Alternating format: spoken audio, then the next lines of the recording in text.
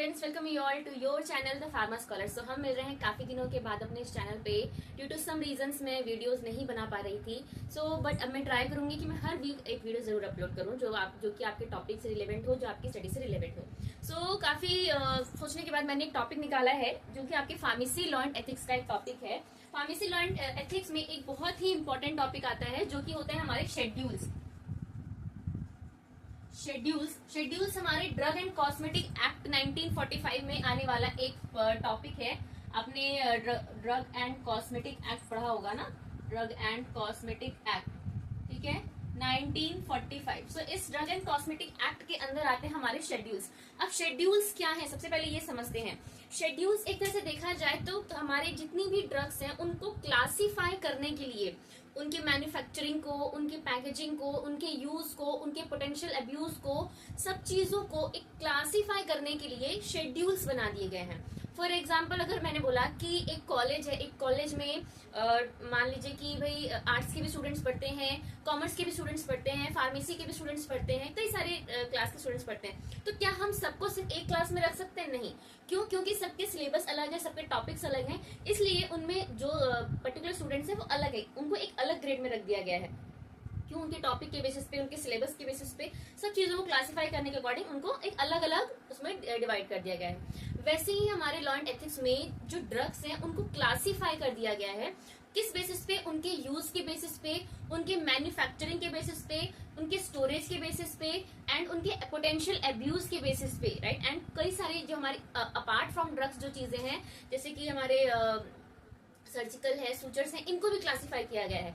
तो इन सब एक तरह से आप बोल सकते हैं कि ड्रग्स को क्लासिफाई किया गया है डिपेंडिंग अपॉन देयर यूज, उनके मैन्युफैक्चरिंग के बेसिस पे, उनके सेल के बेसिस पे, उनको क्लासिफाई करने के लिए एक सिंपल सा तरीका निकाला गया है जिसको हम बोलते हैं शेड्यूल्स। ओके, सो सबसे पहले मैं डेफिनेशन लिखूंगी शेड्यूल्स की। शेड्यूल्स की डेफिनेशन क्या है? Schedules, it is used to classify the medications और drugs। बेसिकली हम हमेशा हमारे 5 मिनट में ड्रग्स नेम यूज करते हैं। Drugs depending upon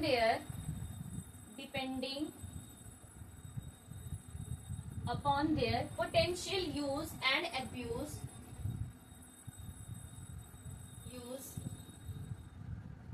abuse, manufacturing,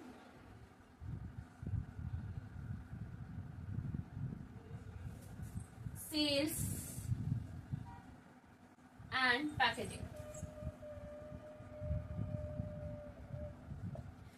किसी भी ड्रग्स को या उनको क्लासिफाई किया गया डिपेंडिंग अपॉन देयर, उनके यूज के बेसिस पे, उनके अब्यूज के बेसिस पे, उनके मैन्युफैक्चरिंग के बेसिस पे, उनके सेल्स के बेसिस पे एंड उनके पैकेजिंग के बेसिस पे। इस बेसिस पे हम जितनी भी हमारी फार्मेसी में ड्रग्स हैं उनको क्लासिफाई किया गया है। अब शेड्यूल्स कितने टाइप के होते हैं? तो जैसे हमने अल्फाबेट हमारे होते हैं ना, हमें बस शेड्यूल्स को अल्फाबेट फॉर्म में याद रखना है, सिर्फ schedule A, schedule B, schedule C, C1, इस तरीके से। वैसे देखा जाए तो शेड्यूल अगर एक मोटा तौर पे अगर मैं बोलूं तो अगर आपको अल्फाबेट्स याद हैं तो उन अल्फाबेट के बेसिस पे ही शेड्यूल्स को क्लासिफाई कर दिया गया है। फॉर एग्जांपल, मैं यहाँ पे पूरे सबको डिस्कस नहीं करूंगी। फॉर एग्जांपल, मैंने बोला शेड्यूल ए है, शेड्यूल बी है, शेड्यूल सी है। अब सी में भी 2 कैटेगरी है, C एंड C1, ठीक है। शेड्यूल डी नहीं है, शेड्यूल ई है। इसमें भी आपको ये ध्यान देना है कि कौन कौन से नहीं है। शेड्यूल डी नहीं है, शेड्यूल ई है, शेड्यूल एफ है, शेड्यूल एफ भी है, शेड्यूल एफ है, शेड्यूल जी है, शेड्यूल एच है, ठीक है, शेड्यूल जे है। इस तरीके से मैं यहाँ पे पूरे डिस्कस नहीं कर रही हूँ। इस तरीके से शेड्यूल वाई तक हमारे जो है शेड्यूल्स को क्लासिफाई किया गया है। एंड इन सब में जो हमारी ड्रग्स को क्लासिफाई कर दिया, जैसे शेड्यूल ए में अलग ड्रग्स होंगी, शेड्यूल बी में ड्रग्स अलग होंगी, एंड इनको किस बेसिस पे क्लासिफाई किया जाएगा। फॉर एग्जाम्पल, मैंने बोला कि शेड्यूल ए में वो ड्रग्स होंगी जिनका बहुत ज्यादा टॉक्सिसिटी है, ठीक है, तो उनको हमने शेड्यूल ए में डाल दिया। या फिर आप बोल सकते हैं शेड्यूल ए में हमारे प्रोफोर्माज हैं, ठीक है ना। अब शेड्यूल सी में हमारी एक टाइप की ड्रग्स होंगी, शेड्यूल ई में हमारी एक टाइप की ड्रग्स होंगी, शेड्यूल एफ में हमारी एक टाइप की ड्रग्स होंगी। सो इनको इन शेड्यूल्स को क्लासीफाई करके उनके एक टाइप की ड्रग्स में, राइट ना। तो आज के वीडियो में जो मैं डिस्कस करूंगी, दो शेड्यूल्स को डिस्कस करूंगी। एक में डिस्कस करूंगी schedule C and C1 and एक डिस्कस करूंगी शेड्यूल एच। ये दो शेड्यूल्स जो है वो काफी ज्यादा इंपॉर्टेंट है एंड पेपर एग्जाम के पर्सपेक्टिव से सबसे ज्यादा पूछे जाने वाले शेड्यूल्स हैं। लॉन्ग फॉर्म में भी इनको पूछा जाता है। So let's discuss schedule C and C1 and schedule H. Okay, now come to the schedule C and C1। सबसे पहले समझते हैं कि हमारा शेड्यूल सी क्या है। सो जो हमारा शेड्यूल सी है, it contains the list of all biological products. ठीक है ना, अगर मैं एक सिंपल लाइन में बोलूं तो जो हमारे जितने भी बायोलॉजिकल प्रोडक्ट्स हैं वो सारे हमारे शेड्यूल सी में आते हैं। अब पहले मैं लिख देती हूँ, contains list of all biological products. ठीक है, सिंपल शेड्यूल सी में अगर आपको शेड्यूल कॉमनली अगर पूछा जाए शेड्यूल सी में क्या है, contains list of all biological products. अब बायोलॉजिकल प्रोडक्ट्स क्या होते हैं? ऐसे प्रोडक्ट्स जो कि या तो किसी एनिमल या किसी ह्यूमन से लिए जाते हैं एंड उनको एज अ ड्रग फॉर्म में यूज किया जाता है या किसी की लाइफ सेविंग के लिए यूज किया जा रहा है। फॉर एग्जाम्पल वैक्सीन क्या है? वैक्सीन भी बायोलॉजिकल है। हम किसी भी या तो बैक्टीरिया से जनरेट कर रहे हैं, किसी वायरस से जनरेट कर रहे हैं या फिर किसी एनिमल से जनरेट कर रहे हैं, तो वैक्सीन भी क्या है? For example antisera vaccine. ठीक है, ये या फिर आपके जो टॉक्सिन्स होते हैं, ये सारे क्या है, एक किसी भी सेल से ओरिजिनेट होने वाले सब्सटेंस हैं। तो that is why they are called biologicals. जैसे हमारे हार्मोन्स हैं, ब्लड है, तो ये सारा क्या है, किसी भी सेल से आ रहा है, किसी एक लिविंग ऑर्गेनिज्म से लिए जा रहे हैं। That is why they are called biologicals. ठीक है ना। सो ऐसे सब्सटेंस जो किसी सेल से एक्सट्रैक्ट या सेल से लिए जा रहे हैं या किसी लिविंग ऑर्गेनिज्म से लिए जा रहे हैं, आइदर वो बैक्टीरिया है या आइदर वो हमारे एनिमल है, आइदर वो हमारे ह्यूमंस है, इन सबसे लिया जा रहा है, तो हमारे बायोलॉजिकल्स कहलाते हैं। ठीक है ना। तो इसमें हमारा ब्लड भी आ रहा है, इसमें हमारी वैक्सीन भी आ रही है, इसमें हमारा प्लाज्मा भी आ रहा है, इसमें हमारे टॉक्सिन्स भी आ रहे हैं, इसमें हमारा एंटीसेरा भी आ रहा है। तो ये सारे प्रोडक्ट्स हमारे बायोलॉजिकल्स कहलाएंगे। लेकिन अब इसमें क्वेश्चन ये आता है कि शेड्यूल सी एंड C1 में क्या अंतर है। तो अब ये बात यहाँ पे आती है कि जो हमारा शेड्यूल सी है ना, schedule C, it contains list of all the biological products which are parenteral use। ठीक है ना। जैसे कि schedule C contains biological products that are used parenterally। ठीक है ना, पैरेंटरली जिनको हम यूज कर सकते हैं, इंजेक्शन के थ्रू दे सकते हैं, वैक्सीन के थ्रू दे सकते हैं, तो वो जितने भी प्रोडक्ट्स हैं वो हमारे शेड्यूल सी में आते हैं। जैसे एग्जाम्पल में आता है हमारा, एग्जाम्पल्स में हमारे antisera, vaccines, blood, plasma, insulin, hormones.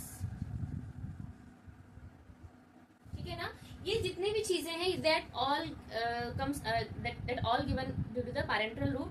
सो ये जितने भी प्रोडक्ट्स होंगे और भी कई सारे हैं, ये सारे प्रोडक्ट्स जो है हमारे शेड्यूल सी में आएंगे। ये बायोलॉजिकल्स तो है लेकिन ओनली फॉर पैरेंटल यूज है, तो ये हमारे शेड्यूल सी में आएंगे। ओके, अब आता है हमारा शेड्यूल C1 क्या कहलाता है। सो schedule C1, it contains list of biologicals that are not intended for parenteral use। तो ये जो प्रोडक्ट्स आएंगे हमारे शेड्यूल C1 में, ये पैरेंटली यूज के लिए नहीं होंगे। ये सिंपल सा एक डिफरेंस है हमारे शेड्यूल C एंड C1 में। अब अगर मैं C1 के एग्जांपल बताऊं, यहीं पे मैं बता देती हूँ क्या क्या एग्जांपल हैं। Like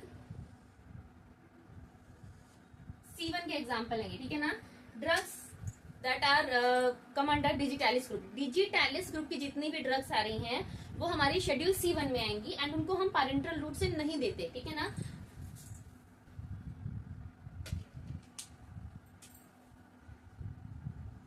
drugs belonging to digitalis group. ठीक है ना। तो डिजिटैलिस ग्रुप की जो जितनी भी ड्रग्स होंगी, डिजॉक्सिन होगी, डिजिटॉक्सिन होगी, ठीक है ना, जो हमारी कार्डियक ग्लाइकोसाइड है, राइट, जो हमें हार्ट की डिजीज में यूज होती है, तो वो जो ड्रग हमारी शेड्यूल C1 में आएगी। इसके अलावा drugs belongs to ergot derivative,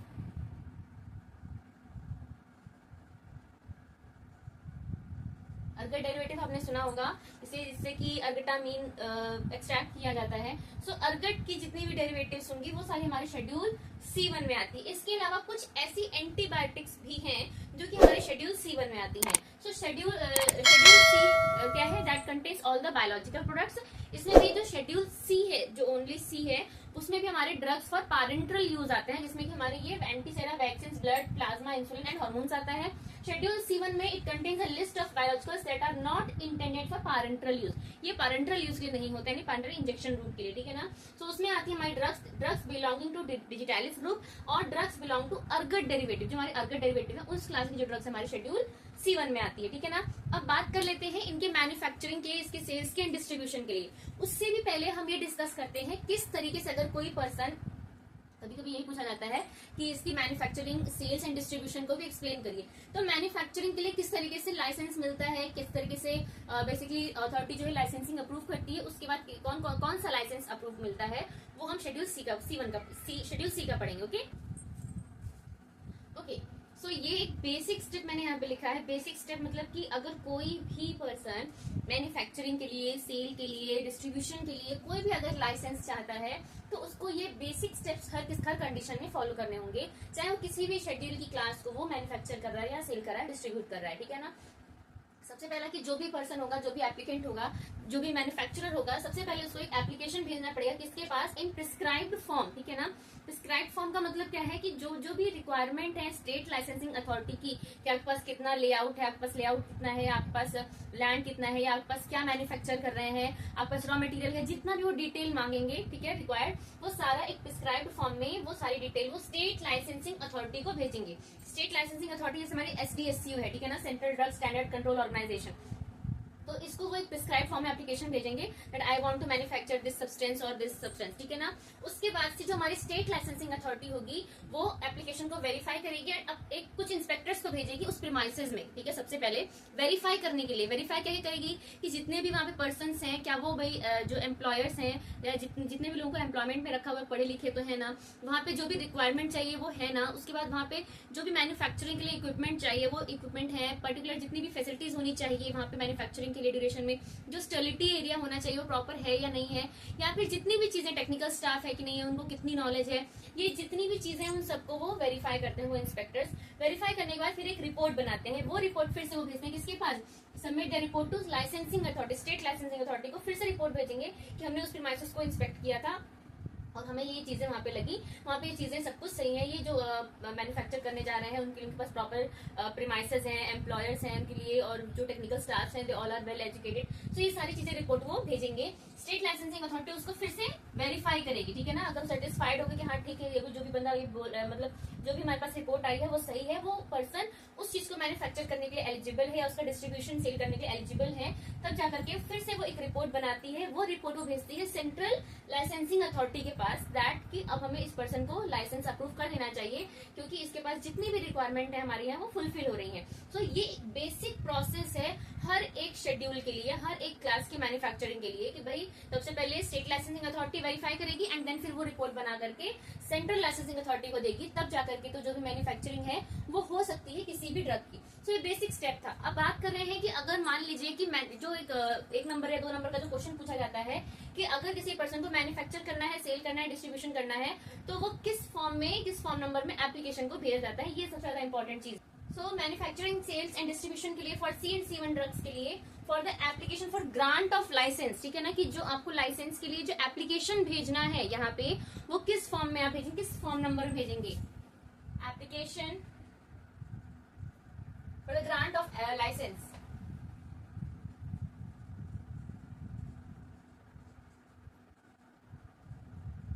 कौन सा फॉर्म नंबर होगा, फॉर्म नंबर 27।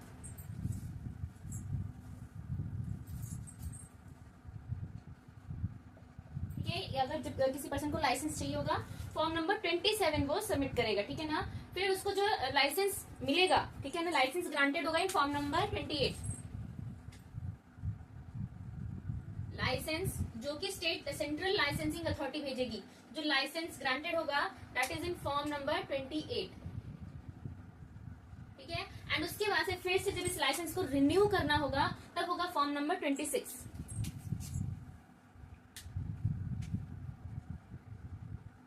रिन्यूअल उसमें होगा form number 26। So grant of licence आपका होगा 27 में, आपका जो सेंट्रल लाइसेंसिंग अथॉरिटी होगी वो 28 में भेजेगी, एंड रिन्यूअल के लिए फॉर्म नंबर 26 लगेगा। कौन सी क्लास के लिए? Schedule C and C1 drugs के लिए, ठीक है ना। ये तो हुआ हमारा schedule C and C1 drugs के लिए। अब इसमें बात आती है हमारे क्या, नेक्स्ट हम बात करेंगे दैट इज इसमें एक और चीजें बात करती हूँ दैट इज लेबलिंग। क्या लेबलिंग होती है schedule C and C1 drugs की, ठीक है ना। सो जब कभी भी इसकी लेबलिंग करते हैं तो लेबल के ऊपर क्या चीज है, पहली बात तो कोई भी लेबल क्या होता है, किसी भी ड्रग का एक इंफॉर्मेशन होता है, उसकी जो पैकेजिंग होती है, एक आर्ट एंड ब्लेंड होता है, आर्ट एंड साइंस का, जिसपे उसकी सारी ड्रग की इंफॉर्मेशन प्रेजेंट रहती है। उसका डेट ऑफ मैन्युफैक्चर, उसका डेट ऑफ एक्सपायरी, उसका बैच नंबर, उसका लॉट नंबर, उसका की इंग्रेडिएंट्स क्या है, या उसके डोजेस फॉर्म्स क्या हैं, ये सारी चीजें किसी भी लेवल पे मेंशन होती हैं। तो हमारे जो schedule C and C1 drugs की है, इन पे स्पेशल लेबल क्या मेंशन होता है। सो लेबल में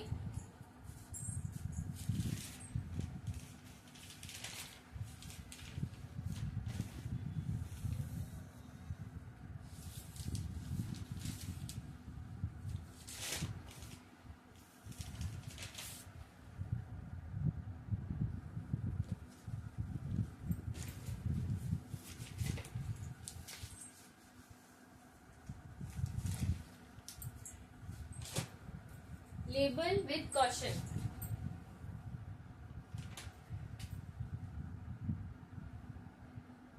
label of what C and C1 drugs. तो लेबल विद कॉशन लिखा रहता है, this preparations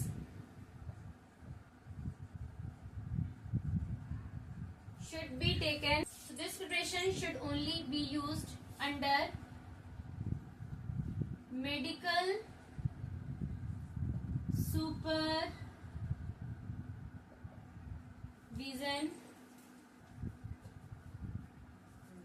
It can be harmful otherwise.